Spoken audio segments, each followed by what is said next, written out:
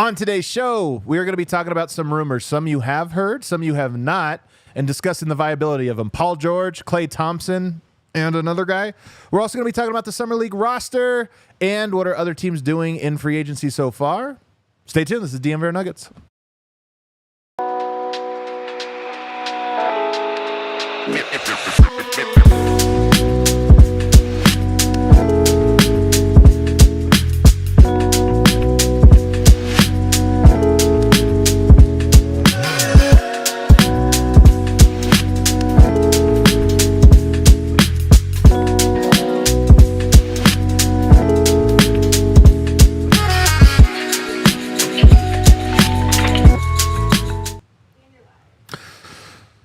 Oh, man.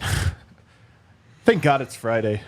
I need a week. I need a little rest here before this upcoming week. What a week. What is up, everybody? Welcome to the DNVR show. Let's go. Let's go. Two-man game here on a casual Friday. Adam Mata's in the house. We're going to be breaking down those rumors, man. Such a rumor-filled Friday. I got Harrison Wynn. It's peak slop season. Especially once the draft ends. Yep. The couple days before free agency starts, the most slop of the year. You got free agency rumors, you got trade rumors, you got everything going on right now. Mm-hmm. And of course, the Nuggets are tied up in all of it. Of course, I wouldn't say all of it, but certainly some of the big stuff. We're going to talk about that. I'll be honest with you. I think both of the rumors that we're going to get into have some legs to them. No, I'm not saying tons of, it's happening. There's some Tim Legler to them. They have a little Tim Legler to them. There's also another one that might have some legs we're going to get to later on. You're going to have to stay tuned for that one because there's one that we're going to talk about. But let's open. Actually, I want to talk Summer League roster with you to kind of talk because I want to start Nuggets things already happening. But actually, one thing happened yesterday that we spent no time on. Well, it happened late. That's part of it. MacKinnon won the Hart Trophy, the MVP trophy. And I feel like because of how the NHL and NBA, they just don't match up. We spent no time on this show, at least, talking about how wild it is that the city of Denver won both the NHL and the NBA MVP. It doesn't feel like it, does it? No, I mean, it's the first time it's happened since Magic Johnson, Wayne Gretzky in LA in 1989. Isn't that iconic? Magic Johnson, Wayne Gretzky, same city, two all-timers? Yeah, and they also have an iconic picture together. Yeah. I think from the year they won it. And we need Jokic and MacKinnon to recreate that picture. So, and I think it's just the second time ever that that's been done. Magic Gretzky was the first. This is the second. This is a big deal, I feel. It's a huge deal, but we can't enjoy it, it feels like. I know. Because of how both of these respective seasons ended. And it sucks, and I blame both the NBA and NHL for how they roll out their end-of-season awards. They love their stupid rollout. The NHL, the NHL's doing the award show now. The award show. It's so dumb. They're like 3 years behind the NBA. They're like, oh, maybe we should do an award show. That's what the NBA thought like 3-5 years ago. This is an example of you find out in a capitalist society, you find out you can monetize it, literally everything. And one thing you can monetize is the revelation of an award. So the Kia MVP. It's not just the MVP anymore. We can attach a name to it or something. And then you can do an awards. And it's like... Would Kia be in business if not for the NBA? That's the only thing they have left. Although, Kia, some interesting cars rolling off that line, but would they really be here if not for the NBA? I don't know. I have no idea. But that's kind of my point here is... That is one that it's like we didn't need the sponsorship. We didn't need the late rollout. Make those things kind of cooler. It would have been awesome if it was revealed while both players were still playing and we could have done the in Colorado, built it up, hyped it up. It could have been a cool storyline. But nonetheless, I've been thinking about this so much, man, about what's the most fun sports experience you can have. And that first title maybe is it. And this year, it's just so funny how hard it has been for myself, but I think even more true for the fan base and for people to keep perspective on what's fun and what's entertaining about a season and this or that. And I think when we come back like 20 years from now, people will talk about, do you remember that year that MacKinnon and Jokic both won the MVP? Man, if I could have lived through that or if I could have done this or that. And it doesn't feel that way. like right now, Yeah. even though it absolutely is. So Yeah. really cool. I know that's a hockey thing, but it really cool that the city of Denver had a championship, then another championship, the Avs championship, a Nuggets championship, and then both of their key star players winning an MVP in the same year. It's actually really crazy. Well, it's also just two, kind of once in a lifetime players in the same city playing in the same arena Yeah. at the same time. Yeah. That is unbelievable. And, the Avs have, they have a more storied history than the Nuggets, of course. Joe Sakic, Yeah. An all-time historic hockey player. I don't know. All-time. I don't want to try to be comparing him to Nathan MacKinnon because I'm just not well-versed enough in that. But maybe McKinnon's not one of one in the same way Nikola Jokic is. But, Jokic and McKinnon on their way to both being all-time greats in their sport. And the fact that it's happening at the same time in the same city, in the same arena. And we have podcasts 5 times a week about it. Are pretty. It's a pretty cool coming together of events. All right. So anyway, I just thought that I wanted to make mention of it because it is pretty cool, and maybe it'll be more of a story at the start of next year. The reigning MVPs, maybe that'll become more of a story. I hope so. Maybe we'll make it more of a story. Let's talk about the Summer League roster now because it is starting to come together. And I mean, it's like we've alluded to this a little bit and kind of joked about it, but in all sincerity, look, this is a thing we cover. It is, to me, it's actually very interesting. I know we laugh because it does tail off. It lasts part of this is it's 12 days long. And so you run out of steam about 6-7 days through it. But the peak of Summer League is the first minute of the first game. no, come on. And then it just, you're come building up, on. you're building up, you're building up. That's the apex, and then it goes down. I think it's the whole first weekend. And by the way, the schedule came out. The Nuggets play that first Friday. So actually, Nuggets basketball returns 2 weeks from right now. I haven't seen the Summer League schedule yet. Oh, you should just set me on alerts. Okay. You got to get me on alerts, dude. You tweeted it out? I tweeted it. All right, I mean, let me take a look I broke here. the story. I broke Let me take a schedule look here. Friday, 8 p.m. versus the Clippers. Interesting. Versus the Clippers, and then they play again on that Sunday, again at night, against Toronto. And then they play again on Tuesday. This is what sucks. Right during our flight. Oh, so we're only there for 2 games? For 2 games, and we'll probably miss that third one. Just bad scheduling, or bad timing for us. But let's talk about the roster, because like I said, I'm actually into it. So Jalen Pickett will be the point guard. He'll, unless he gets traded here in the next week, he's going to have the keys. This is going to be, in my opinion, this roster will be built around his strengths, not primarily, exclusively. But last year it was Colin Gillespie and him. And it was a little bit, remember, it was always there together, and one had to start and one had to not play a lot. Now this guy's resting. I think this is going to be around all right, what does Pickett do well? And how do we build the team that plays that style? So first and foremost, I just think we're going to talk here in a second about Trey Alexander because that could complicate things or throw a wrinkle. But I think Pickett is going to. There's no excuse for Pickett this year. He's got, and I thought he was good last year, by the way, in Summer League. But this year, I think he needs to pop. Yeah, I go back to 2018 Summer League, and that was when Monte Morris was at point guard for that Summer League team, and it was coming off a season where Monte spent the entire season in the G League. Just like Pickett. Basically the same year as Pickett. And if you remember heading into that Nuggets season, you had Monte Morris backing up Jamal Murray, and then the Nuggets signed Isaiah Thomas. That's and right. I think the idea was Isaiah would be the quote-unquote backup point guard. We'll see how that goes. We'll give him a shot. He never really got a real shot at the beginning of the season. He was more hurt than I think the Nuggets thought he was. Yada, yada, yada. Monte Morris took over. The rest is history. But going into that Summer League, there was a thought from the Nuggets of all right, Monte Morris has to show he's good. He's got to show that he can play real rotation minutes for us into the season because we got Isaiah Thomas, but we don't really know what we have. We need to know we got something in Monte Morris. He did do that. I feel like Pickett's in the same situation. Spent all last year in the G League. There's a clear opening at backup point guard. This is the first chance for him to grab some real momentum this offseason and show the Nuggets that, you salary dumped Reggie Jackson. You're giving me a chance. I'm ready for it. He's going to have 2 shooters for sure, maybe more, but he'll have 2 shooters in Strother and Tyson, both of who I think will play a lot. Like, there's a chance Julian Strother plays 1 or 2 games and then is out.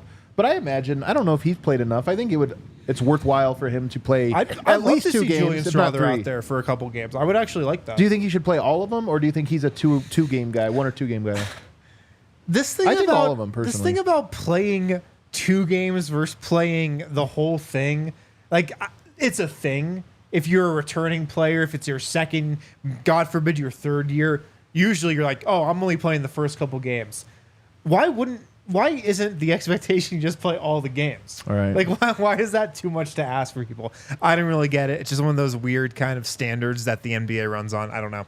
I would love to see Julian Strother out there as much as possible. I would love to see the strides he's made in his game. I would love to see where his shot is at, where his ball handling is at. I would love to see him out there for as many games as like the Nuggets play him for. We haven't actually seen him meaningfully for like several months. Since the injury. Since the injury. So this is like, how much better can he be at this very point? I feel like he could actually be meaningfully better. And more importantly, he should be the best player on the team. He has the most experience. Or so Hunter Tyson. What's that? Hunter Tyson, maybe. Yeah, but Hunter Tyson at least wasn't even in the NBA level. Like, Julian Strother had played at that pace. So you'd think that going into this one, he should lead the team in shot opportunities and hopefully has a breakout game or 2. I think they'll be interesting, though, together. Because they, unlike Pickett and Gillespie, they don't overlap with each other. Like, they both can do what they do without it being like, oh, we're stepping on each other's toes. And they both provide some spacing, which I think is great. And then, of course, Deron Holmes, for Summer League, Deron Holmes the 4 or the 5 at Summer League. It's kind of an interesting question. Well, he's 100% a 4 per Calvin Booth. But at Summer League? That's like at Summer League, he's like a 6. But no, he could definitely play center at Summer League. Come on. But I don't know. There's some beasts out there, like that you're going to be playing up against. Right. But is that where you want to start him in his first Nuggets minutes and setting the tone that way? But I don't know. You also got this guy, PJ Hall, on a 2-way contract, who's more of a natural center who I think slots in there. By the way, I really like PJ Hall. I think he's a good get. Look, I don't think any 2-way guys, the second rounders are already reaching to say they're going to make it. But then a non-drafted 2-way guy, when I say I like him, it's like how I like Jay Huff. I like him in the system, and I like him for Summer League. Yeah. I like PJ Hall because I think he's a very smart player, can do some Jokic-y stuff out on the perimeter just in terms of being a fulcrum or what have you. So I think he has some talents that should fit in here. And actually, he's also a scorer. 18 points a game last year in Clemson. Little post-up guy, just posted up nonstop. I don't know. I wonder if they're going to run PJ Hall post-ups. Oh, God, I hope so. That would be the one thing that when you get a guy on your roster who's not part of your future, but he's really good at one thing, and then that's all you end up doing. It's like, remember when they had, who's the shooter? Funk? No, from BYU. What's his name? Fredette? Yeah, Jimmer Fredette. When they had Jimmer Fredette, and he was way too good that he almost ruined the whole Summer League because the best play was clearly just get him the ball and get out of the way. Do you think PJ Hall's agent was on the phone with the Nuggets in the second round, negotiating where his landing spot was going to be for the 2-way deal? Yes. This is how it works, for sure. Totally. But do you think he was like, all right, how many post-ups are you giving my guy first game of Summer League? 10 plus? All right, we're in. I like PJ Hall. I think he'll be interesting. The fan base, it's funny, man. The fan base really hates Pickett. Anytime we talk about him on this show, the chat just starts going crazy on him. It's because he's Calvin Booth's guy, and the fan base hates Calvin Booth. I honestly think it's just as simple as that. Yeah. But they get a guy, Trey Alexander, an undrafted guy. Fan base loves him. They love him, man. He's way better. I mean, so tell me about him. 6'3" guard. Oh, you got to get the size there. Yeah. Second team All-American. I mean, come on. Well, not a first team All-American like Pickett, but I guess second team All-American is good too. No, Trey Alexander out of Creighton. So I actually had saw that the Nuggets had sent tons and tons of scouts to Creighton for those games all season long. The cheap flight. Cheap flight, just one state over, maybe even a drive. Maybe that's actually they were in a van. They didn't send them on one. Maybe a little road trip. Yeah. But Creighton last year had Baylor Shireman, who I think the Nuggets did have a lot of interest in. Yeah, and, maybe he would have been the pick if Deron Holmes was off the board. They couldn't trade up, and they also had Trey Alexander. Those were their 2 best players last year. Trey Alexander, he is a 6'3" guard. Play the 1, play the 2, play both positions. 17.5 points per game last year at Creighton. 5.7 rebounds, 4.7 assists, a steal, and he shot 34% from three, 82% from the line. Pretty good shooter. Just a really multi-dimensional offensive guy. Can shoot the jumper, can get to the rim, can pass a little as well. Just a really well-rounded player, it seems like. Do you know who's coaching the team, by the way? Have you heard? I haven't even asked. I don't know. I don't know either. Who would you like to see? We kind of cycle through them. Ryan Bowen's had a turn already. Yeah, he doesn't want to do it again. Ogie's gone. You've got He's with Serbia. Yeah, Klask is there, but he's already done it as well. We need another run with Klask. Think Klask is the guy? I would love it. I'm trying to think of just who hasn't done it. Well, honestly, they all have. They've kind of all taken a turn. They've had the same coaching staff for so long. This might be the first year. It just recycles, and it's like, all right, somebody gets it. I wonder if you give a guy like Travis Armenta the head coaching you think? job. I mean, he's been moving up in the ranks and hasn't maybe done it yet. Being groomed a little bit for the Grand Rapids Gold job, perhaps? Maybe. Would be interesting. He'd be a good candidate. The last guy that we know of... That's probably not a conversation that the chat's loving. There's one other guy that we know that's on the team, and that is a guy out of Auburn, a forward, a super senior, 5-year player named Jalen Williams.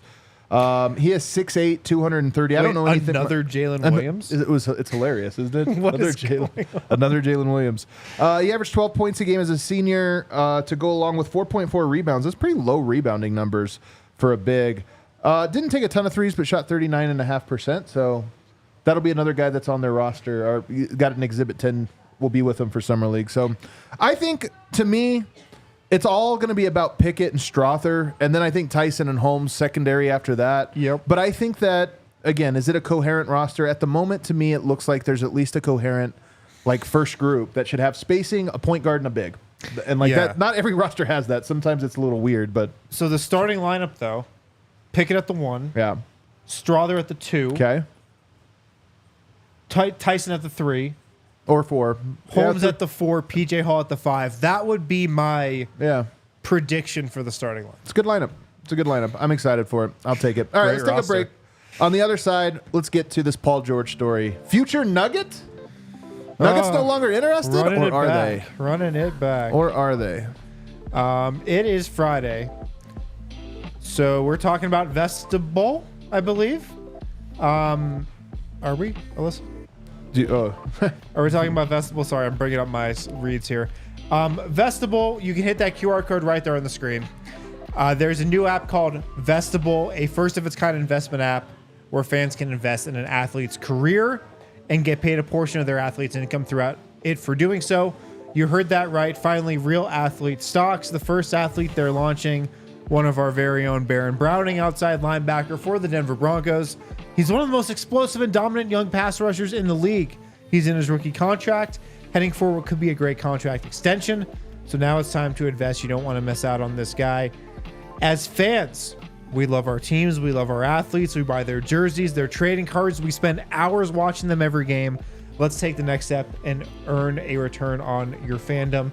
Hit that QR code on the screen. Download the Vestibule app. Barron's IPO live right now. Shares are available for purchase. Maybe you can purchase some Jalen Pickett shares ahead of Summer League. I don't know. Maybe. They're limited, though. So go download the Vestibule app now and invest. Also, shout out to Toyota. Toyota is the official vehicle of DNVR. Sorry, I'm short-circuiting on a Friday. I know. I'm happens. Struggling here. Toyota, the official vehicle of DNVR. Trucks have always been a part of their DNA. For generations, Toyota has built durable legends destined for greatness, perfect for Colorado. Whether you're conquering off-road trails or hauling the weight of the world, check out Toyota. They got trucks for you. The 2024 Tacoma. They also got the 2024 iconic Land Cruiser back as well. They offer 17 models with available all-wheel drive or four-wheel drive like the Epic 4Runner. Toyota, they also offer more low and zero emission vehicles combined than any other automaker. 16 different hybrids on the market as well. Visit your Front Range Toyota stores at a location near you. AutoNation Toyota, Arapahoe in Centennial, Corwin Toyota and Boulder, Groove Toyota in Littleton, Mountain States Toyota in Denver, Stevenson Toyota East in Aurora, Stevenson Toyota West in Lakewood. Toyota is a proud partner of the Denver Nuggets, the official vehicle of DNVR. And of course, we are here in the Toyota Lounge, driven by your Front Range Toyota stores, the official vehicle of DNVR. So we got a rumor here, and it comes from Sam Amick and Anthony Slater of The Athletic. And he says that the Clippers asked for, they had a conversation with the Denver Nuggets this week about Paul George. Paul George is sitting on basically a $49 million player option. He has to decide by Sunday whether he wants to opt into that or opt out.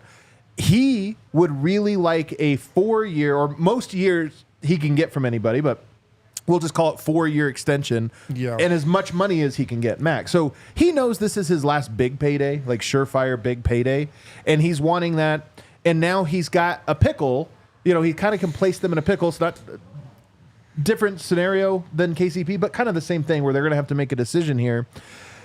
And he wants that 4-year max. The Nuggets could do a sign and trade if he says, "Look, if Nuggets do this, they're willing to give me the 4-year max. I will, I will agree to that. You make that trade." The pieces, as reported, would be Michael Porter Jr., Zeke Naji, and then, quote, "a significant amount of draft capital." The Nuggets balked at that asking price and are no longer interested. They're no longer interested. Conversation is over. It's not like ongoing. Conversation is over. First of all, what do you think of just this, like the general, when you hear this? Before we start breaking down the next step, what do you think when you hear that? Doesn't pass the smell test for me. Why? So, the only way Paul George is coming to the Nuggets is this opt-in, then sign and trade, and then the thinking would be the Nuggets then give him a contract extension. Correct. That's more than what he would get from the Clippers. Because that's why he wants to leave the Clippers. They're not giving him enough money. Well, the Clippers, I mean, let's be honest, man. They've tried this experiment now for, 5 years? Right. So there is a little of their... Do they want to commit to 4 more years of the exact same thing? I think they want to commit to 1. It's like Denver with KCP. I think Denver would love to commit to 1. But hasn't the narrative been like they would re-sign him, but obviously not on a max and not for more than what they gave Kawhi Leonard? Of course. So 3 years. Right. So he's going to come to Denver, and the Nuggets are just going to give him this huge 4-year contract extension in the second apron environment that the Nuggets are reportedly not that cool with. Well, to be honest with you, you're right that for future deals, obviously that could affect you, but the money matches up so that it would just be the same money at this year. Right. But you don't want to do it for KCP. You do it for Paul George, who is 34 years old, who's had injury concerns, who kind of ducks from the biggest moments in the playoffs. Right. That's true. Who I'm kind of weirded out by based on a lot of the comments he's made this offseason. Yeah.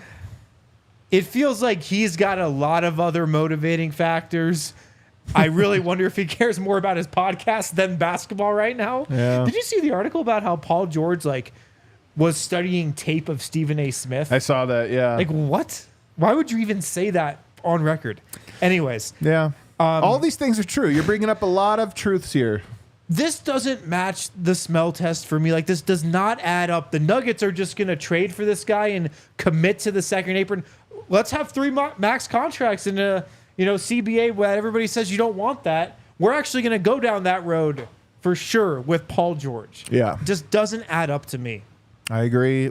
I actually don't agree. I think that there probably is something here. This does pass the smell test for me.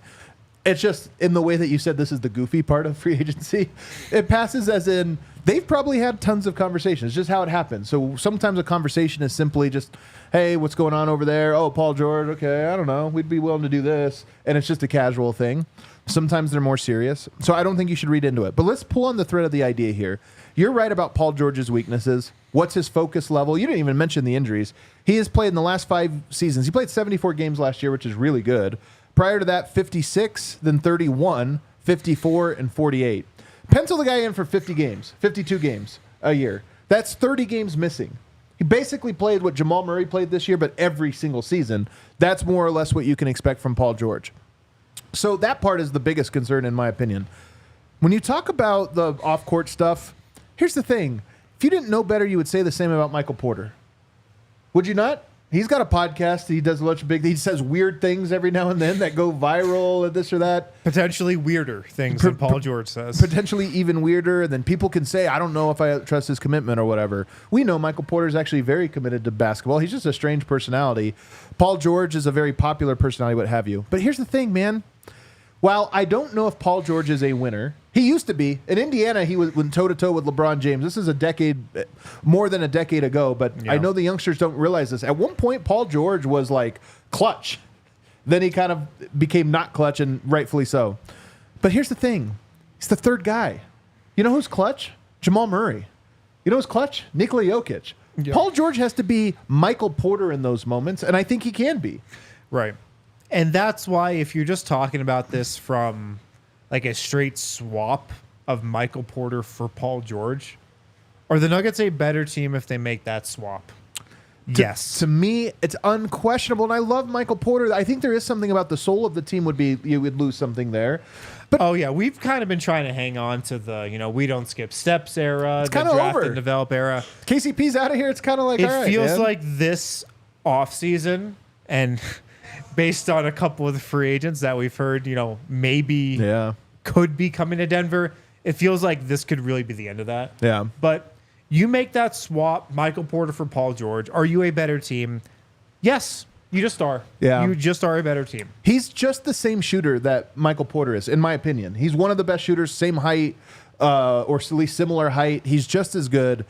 And way better defensively. Even at his age, I think he's better defensively than Michael Porter. He is. And more important than all of that, he's a ball handler. He can ISO better than Michael Porter, but he can also run pick and roll. I think the pick and roll with him would be incredible. He can post up better, so when you get switches... he's just a way more versatile offensive player than Michael Porter. Way more layered. Yes. Way more dynamic. So I think he would be phenomenal. And then here's the big kicker, as I've been thinking about. We worry about Christian Brown in that starting lineup, right? Maybe there wouldn't be enough spacing or playmaking or this or that. Is there enough defense if you try to put like a Strother in there, whatever you have? I think if you changed Paul George and Michael Porter Jr., this actually is not an issue, at least in the short term, in like year one. I don't think it's an issue because Paul George is a defender and a shooter. So now if you play Christian Brown there, I think your spacing is still going to be okay enough, or, it's going to be whatever. But defensively now it's a juggernaut. You're talking about Christian Brown, Paul George, Aaron Gordon as your supporting defensive players. That's great. But even if you had to put a Strother in there in a stagger lineup or something, now you're talking about Strother alongside Paul George. That's good defensively for stagger units. So to me, it actually mitigates, if you lost KCP, it would mitigate it a little bit if you added a player like Paul George, at least in year one, and it would mitigate it quite a bit. I would almost not care who the two was. Yeah. I'd be like, Denver has lots of options now at two that can work along that lineup. I agree. You just have way more versatility with your lineups. You have way more options of stuff you can do. Also, from an offensive standpoint, you just have way more. You have another guy that can dribble the ball in the starting lineup. And I know I'm like really dumbing this down, but you lose KCP. That's a guy that can kind of dribble the ball. Christian Brown, not really a dribbler. He's not a guy who's going to create a bunch off the dribble, pick and roll. I don't think KCP's a dribbler, though, man. But he's way more than Christian Brown was. I know, but functionally, they're the same. You're right that he's more capable, but they never did it. But then comparing Paul George to Michael Porter, Paul George makes stuff happen off the dribble. Michael Porter, sometimes he'll score 30 points and dribble the ball 5 times an entire game. Right. Those things have their pluses and minuses, of course. But you would just add so many more layers, as you said, to the offense. So I think so then the question just comes down to, okay, well, they wanted, draft equity for it. And here's the thing. It probably is the deal breaker because I don't think Denver can afford to give up for that. Because I think it's a great chase. Well, the Nuggets can't give up any more second-round picks. So if that's what the Clippers want, you think that's deals what it was? off. Deals off. I don't think that's what they wanted. I think they wanted some first, and Denver only really has one to trade. And it's so far out that I would be willing to trade it for a good move. Yeah. I just don't know if they'll pull it off. But here's the thing. When we say it's goofy, it's because there's so many twists and turns in these types of negotiations between now and the next 3-4 days. It's entirely possible that Paul George becomes pissed off at the Clippers. That this is a thing that's you know what? Well, maybe he already is, but maybe it's a thing where he's like, you know what? I'm not coming back no matter what now. I am done. And then the Clippers are a little bit more up against, they're back against the wall and they have to make a decision. Do I think Michael Porter and Zeke Naji? First of all, I've always thought if there's one team that would trade for Michael Porter, it was the Clippers. Well, do they still employ the team doctor? No, probably not. I don't know. Do they still employ the team doctor that wrote Michael Porter's career off after that medical report? But we know that Ballmer really lamented the fact that they overreacted to Michael Porter. You know, when he was torching them in the bubble, he was like, why did we let this guy go? Yeah, so I think that's one place that you could foresee them maybe talking themselves into, which is always funny. But that's why I actually think this could happen. And while I don't, again, most deals won't happen, but this is one that I'm like, even though the report is that they have no longer talking, I look at that as Denver just saying, we can't do this for more than what we offer, but what we'd offer, we would do. And if you get to that point, call us again. And it might get to that point, in my opinion. I just think it's not that crazy. I love Paul George. I've long said that his skill set works great with Jokic. And I love him even more if he is not your number 1 or number 2 option. Guess what? He would be the number 3 option. Yeah. He probably wouldn't run the clutch offense at all other than standing in the corner. And I just think Denver's floor would be so raised. And I even think their ceiling would be raised. I love that deal. So yeah. And then at 34 years old, you worry about the age. But can I tell you something? The smart teams always get out. They always wiggle out of these things. You know what I mean? You're still like, we're talking about he's an injury risk more than Michael Porter. Probably not. Even though he has played more, 60 or played fewer games than Michael Porter recently. I still look at that and go, they're both such a huge injury risk that I don't think that changes the needle at all. Yeah. So you'd be cool being tied to those 3 max deals. Well, I'm not cool with it in principle. I'm cool with it in that Denver is tied to that. If Denver didn't have these contracts, like if they were trading, if they didn't have the Michael Porter one and they had to trade 4 contracts to get him, I'd be like, no, that's too risky. But Denver's already tied to Jokic's prime to Michael Porter. Yeah. And I love Michael Porter, but I'm saying if that to me is no different. It really isn't that much different. And 38, Paul George looks, he's in good. He still moves. He's still good. Yeah. Guys are playing later. I just think that if you signed him for a 4-year deal, I would count on at least 2 of those being at a pretty high level. And there's a chance all 4 are. And you think about just the drawbacks of Paul George, it feels like some of those would be eliminated if he's the 3rd option behind Nikola Jokic and Jamal Murray. A lot of the bad stuff you hear about Paul George centers around just not wanting to be able to rely on him as a top 2 option on a playoff team. Right. You wouldn't have to do that in Denver. Serbian wife, never know. Maybe that's a thing as well. So you bring more You never know. You never know. I feel like him and Nikola probably run in a little different circles when they go to Serbia. If you told me the Nuggets were fully healthy next year at the playoffs, forget the regular season, fully healthy going into the playoffs and had health throughout the playoffs, and their lineup was Murray, Christian, Paul George, Aaron Gordon, and Jokic, with Peyton Watson off the bench and everywhere else, I'd be like, they're winning it. That's a good team. That's a phenomenal team. And if they were healthy at that moment, I would have more confidence than I had even in 2023. And to me, again, we're living year by year at this moment. In the Jokic era, live year by year. Makes you better. I would do it. All right, let's take a break. On the other side, Klay Thompson also rumored. Let's talk about him and the prospects of him coming to Denver. Guys, get set up with Manscaped this summer. You can go to manscaped.com and use the code Nuggets20. When you use that code, you'll get 20% off plus free shipping with whatever you buy at manscaped.com. You can check out their Performance Package 5.0 this summer. Comes with the Lawnmower 5.0 Ultra. Their 5th generation trimmer features 2 interchangeable next-gen skin-safe blade heads. The best in the business, the Lawnmower 5.0. Get it this summer. You won't regret it. It comes in that Performance Package 5.0. You also get a Shed travel bag, really nice travel bag that you can put all your toiletries in. You get some other stuff as well in there. All comes from manscaped.com. Great products. 20% off plus free shipping with the code Nuggets20. That's at manscaped.com. Get set up with the summer with Manscaped. 20% off with the code Nuggets20 at manscaped.com. Also, make sure to check out BetterHelp if you're looking to talk to somebody. Therapy is a very popular option for people out there when it comes to problems at work, problems in your personal life. Therapy can actually be a place to work through the challenges you face in all of your relationship, friends, work, significant others, whoever it might be. So maybe give BetterHelp a shot if you're thinking of starting therapy. First of all, it's entirely online. BetterHelp is online. It's not face-to-face. You don't have to go anywhere. You can stay in the comfort of your home and talk with somebody over the internet. It's entirely online, designed to be convenient, flexible, and suited to your schedule. All you have to do is go to betterhelp.com/DNVR. You fill out a brief questionnaire. It's what you want. It tells you what you want out of therapy, what your goals are, etc. You get matched with a licensed therapist. You can switch therapists at any time, but then you guys just go from there. BetterHelp.com/DNVR. Get 10% off your first month. BetterHelp.com/DNVR. Get 10% off your first month. And we're back. Segment 3 here, DNVR Nuggets podcast. Next week should be electric. I think next week should actually be pretty exciting for the Nuggets. Summer and for League?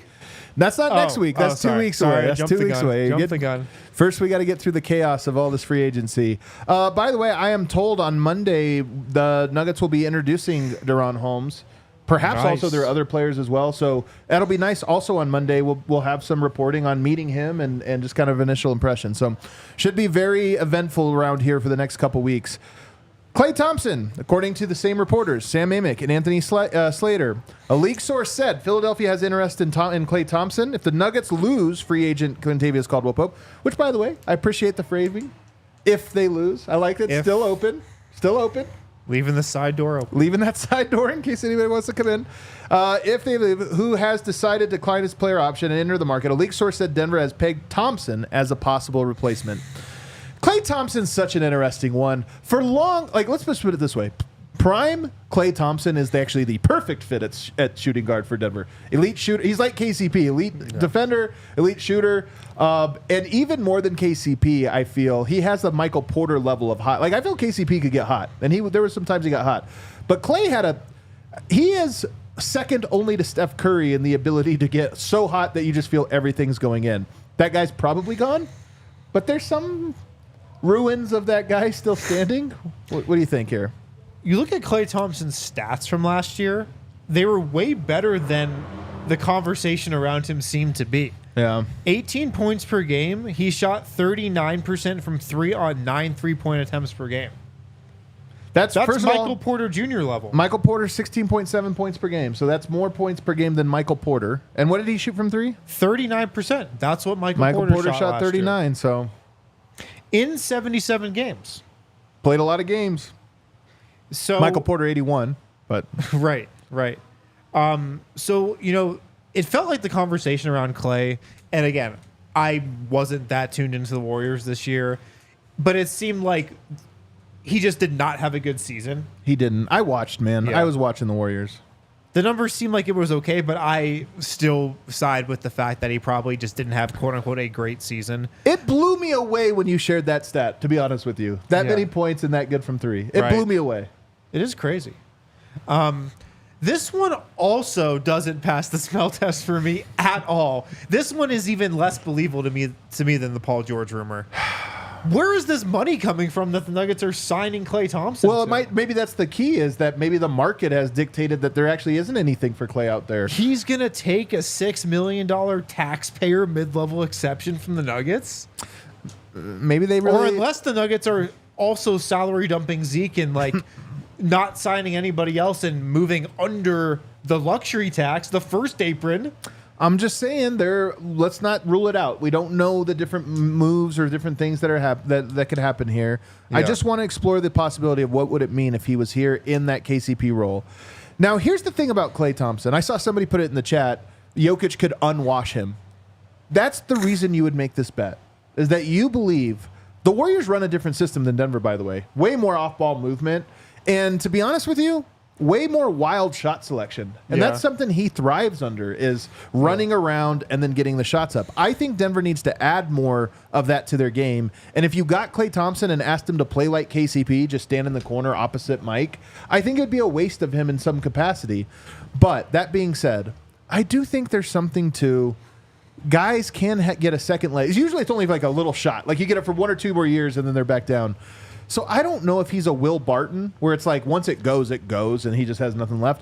Or if he is like, hey, a change of scenery, new style of play, gets along with the guys, and he's back on top, and all of a sudden Klay's the type of guy that it's all about his confidence level. And maybe he comes here and it's like, man, I'm having fun again. And there's a second bounce. I could see that as well. I could see it too. People thought Drew Holiday was washed, by the way. Yeah. A different type of wash, different type of player. But that was one of the things they said about him is his best days are behind him. And then he had a year that looked exactly like his year from 4 years ago. Right. And I think Klay Thompson fits in perfectly just with the Nuggets locker room. He's kind of a weird guy. No boat, though, out here. There's nowhere to... I know. Cherry Creek Reservoir does not stack up to the bay. little tiny circles on a little fishing boat. Yeah, freezing cold not water. Quite the same there. But I feel like he vibes, his personality, his off-court vibe really fits with Jokic, Murray, Gordon, the core of this team. Yeah. So I think he fits in from that respect. On court, he could fill in the KCP role. Now, like KCP to Klay, I would still probably take KCP as a better fit. Offensively, Klay is probably going to give you more, though. Defensively, I think KCP is going to give you much more. Right. I think that's right. But again, not a massive drop off there, I don't think. You could still really have a similar identity swapping KCP for Klay. I would have a little concern about Klay seems to be like battling his basketball mortality a lot lately. He's had some weird quotes about his career, retiring, the injuries he's obviously played with. You mentioned how his confidence has to be high for him to be really good in his role. I would just be a little worried that like he's just kind of trending down. And I mean, because he is. Yeah, and just like him mentally, kind of just his disposition, I wouldn't be surprised if just like it's just a bad vibe with him if he's playing badly. All right, what about this? And it sounds like he wants the years. He wants more of a security. What if it was like a short term? This is the Bruce Brown. Come here, have a great year, get signed a 3-year deal next year. You come rejuvenate your... Yeah, then we can just talk about how can we sign the next Klay Thompson after that for the next couple of years. No, that'd be great. That'd be great.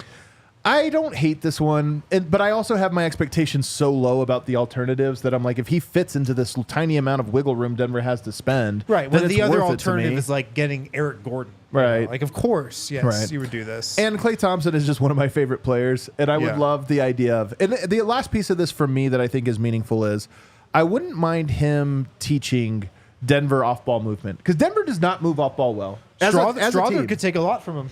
Strother could take a lot from him. By the way, Strother could probably teach a lot from some people because he also moves off ball really well. But Jamal Murray, to me, that's one area he really needs to improve his game. Michael Porter, I don't even think it's a Michael Porter thing. I think it's a Michael Malone, David Adelman thing. Denver doesn't have enough movement in their offense when I think they can add some things in there. So I wouldn't mind him coming in and Denver just working in some Klay Thompson pet plays that just so happen to become Michael Porter pet plays and Julian Strother pet plays. And who knows, maybe even Hunter Tyson pet plays. Yeah. I like Klay Thompson. It's probably worth it, but only worth it to me on this idea of my expectations are so low that I'm willing to do it. Is there a third break today? I can't remember. Did you say no? We do not have a third break today. Okay. That means I can go right in to another rumor I've heard. It's more slop, baby. More slop. Another rumor. And this one not from a source I've actually talked to before. This is the first time getting one here, so okay. So right. Take it with a grain of salt. But I have heard that Russell Westbrook is on the radar.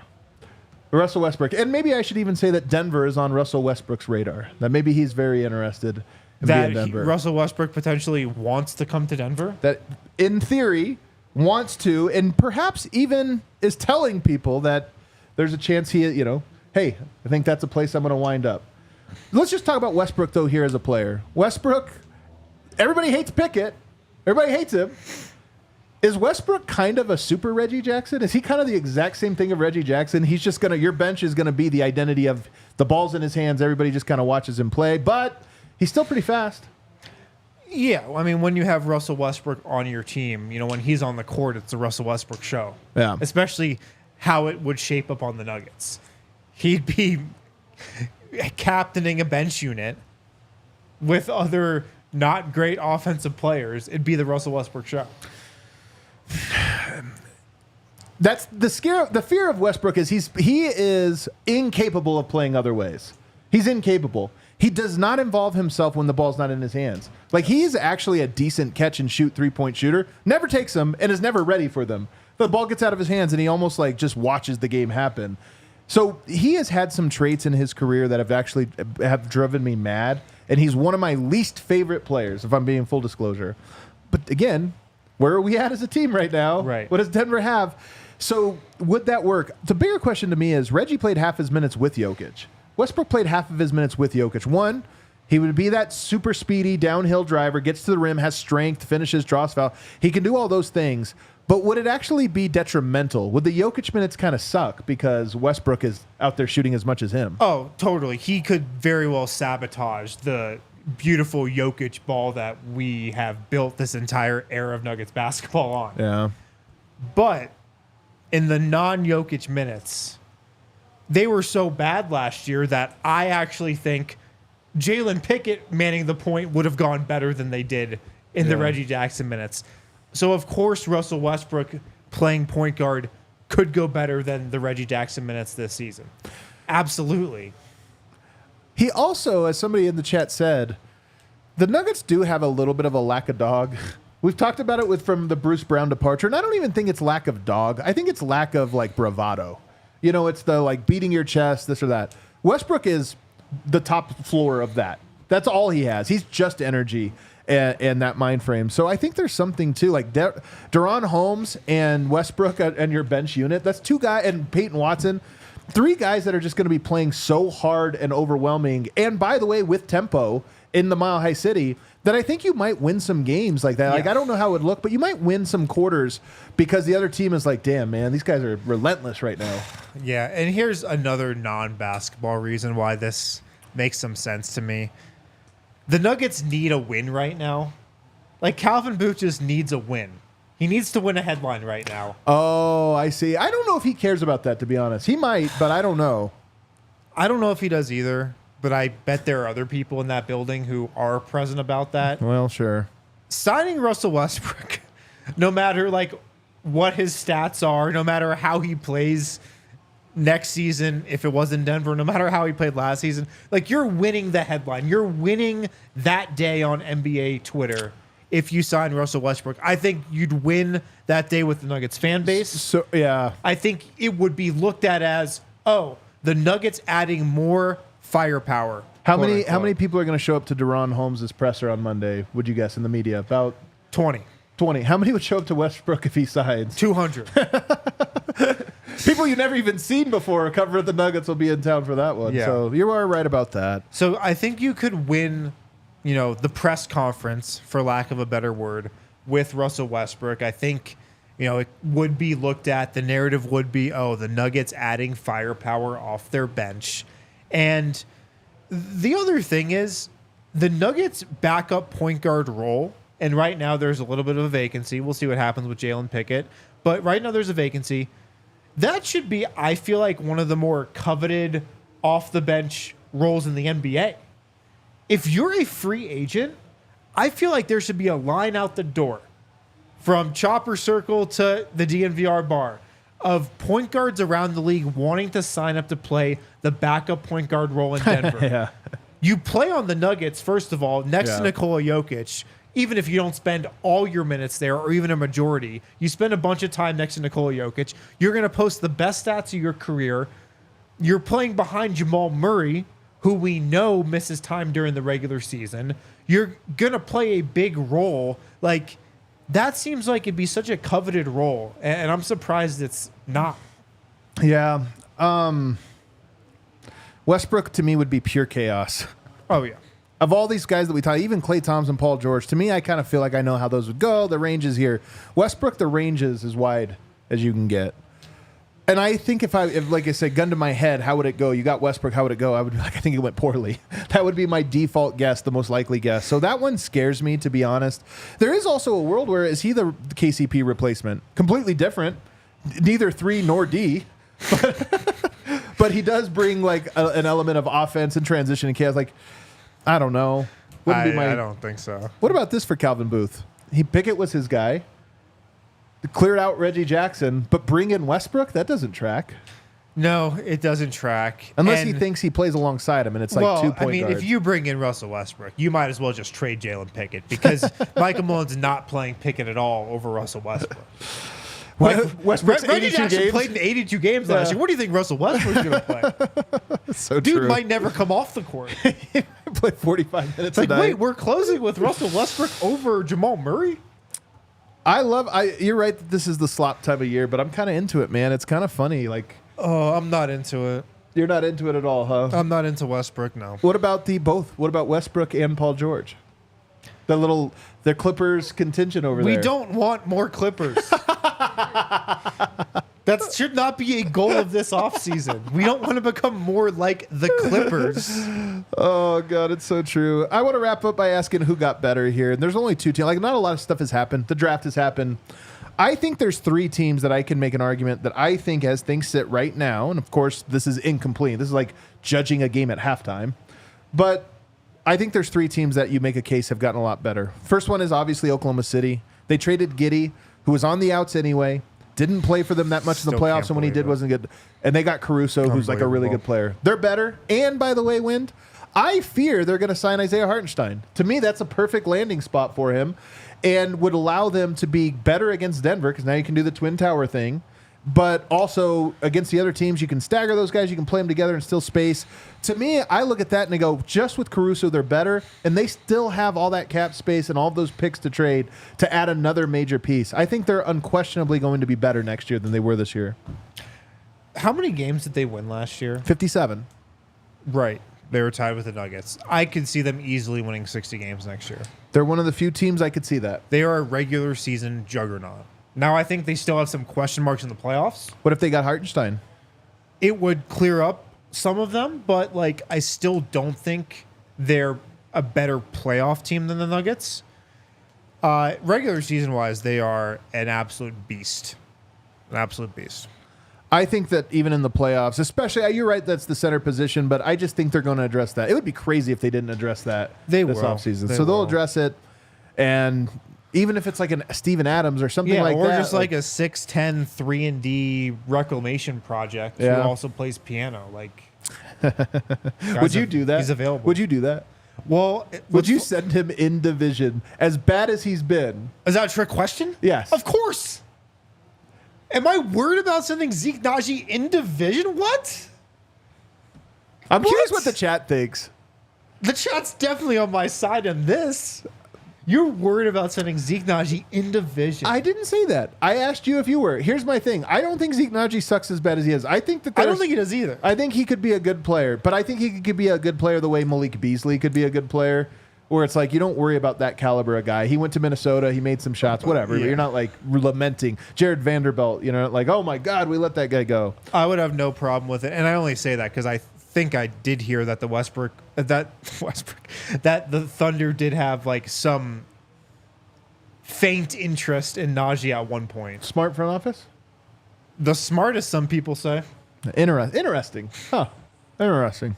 Dallas, I think, got better. Why? They got my guy. He's going to be, I don't want to spoil this, early candidate. Turning Zeke in division as a bonus. Good one, Michael. That's actually a really good one. They should actually look to do that. Let's call up OKC, Portland, Minnesota, Utah. Dallas, to me, they got a guy who was early mock draft for my guy's 2025 captain, Quentin Grimes. I love him. He's like Josh Green, but shoots the ball better, in my opinion. He's got that dog in him. I think that's a good landing spot for him. They got him for nothing. They got him for the same price it cost Denver to get rid of Reggie Jackson. 3 second-rounders. Yeah. They added him to the roster. But more importantly, it allows them now to be able to retain, or at least should they want to, retain Derrick Jones Jr., who was phenomenal for them this year, added to their versatility. So I look at them and I go, oh, they lost Tim Hardaway Jr., who they didn't like anyway. They didn't want to have to play him. They were trying to get rid of him the same way the Thunder were trying to get rid of Giddey. Right, exactly. They were both in the similar situation. So I look at this and go, they look like a team that's going to run it back with their guys, but added Quentin Grimes and Derek Lively, now a year older. They'll probably make moves from here, But they have shown themselves, Nico Harrison have shown himself, in my opinion, to be shrewd, and he gets that team, and I think they're better as well. Yeah, I'd agree. And, another year of Luka and Kyrie playing together, another year Derek Lively gets of experience. They've still got Gafford, right? Yes. So they still have a great rotation at center. And, yeah, of course, the Mavs are a team that want to run it back. Why would you not? I know this is crazy considering they just made the finals, but it still feels like they need another piece, to me at least. The last team in the West that I think got better. Do you have a guess? Who do you think's gotten better? Oh, well, it's not the Nuggets. At the moment? We can rule them out. At the moment? I like the Suns draft, but they have not gotten better yet. The Lakers, new head coaching move. I don't think it's them. They made a surprising move at 55 in the draft. I don't think it was them though. Not the Clippers, not the Kings.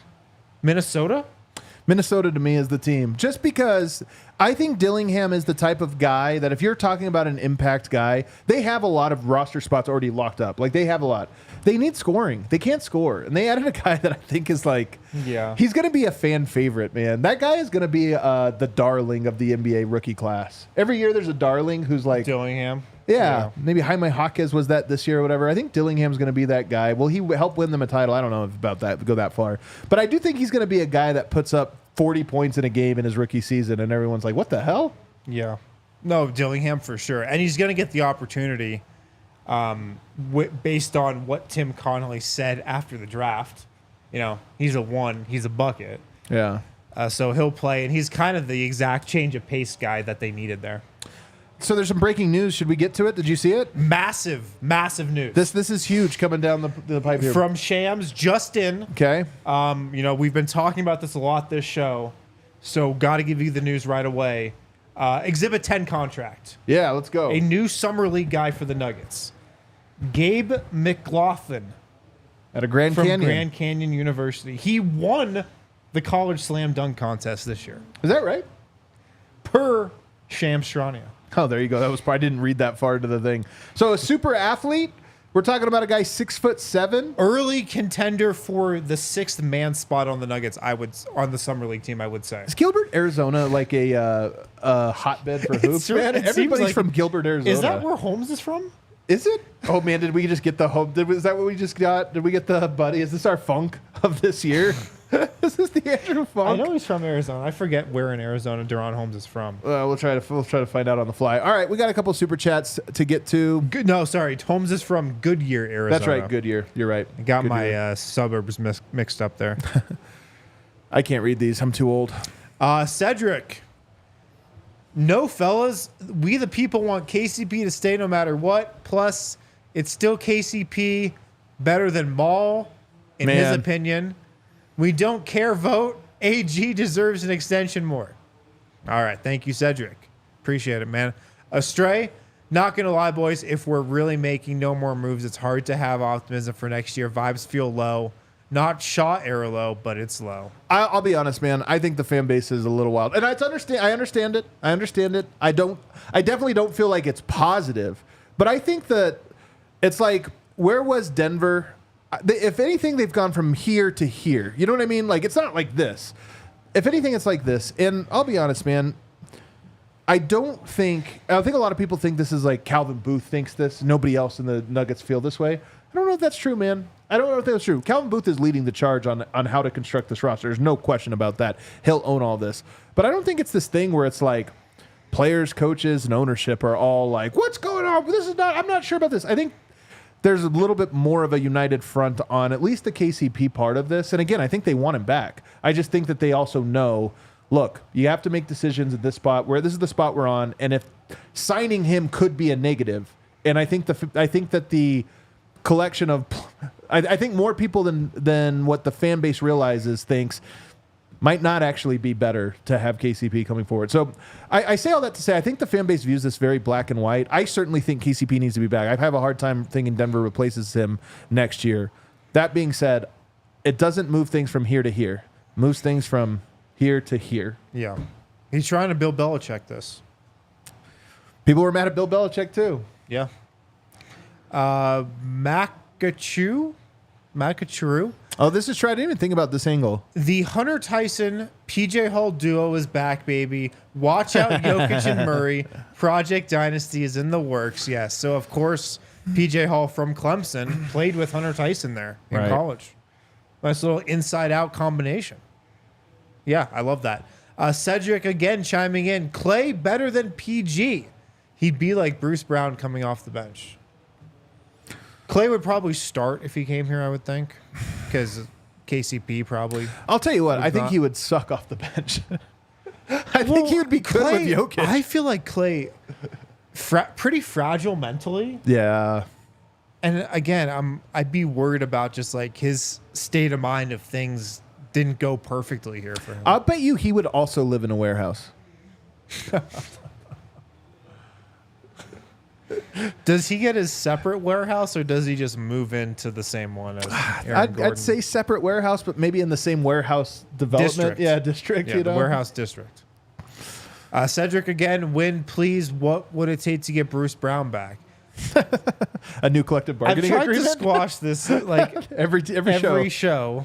The Raptors just picked up his option. They're trading him for somebody or a pool of players making $23 million. I think that's what Bruce Brown is making.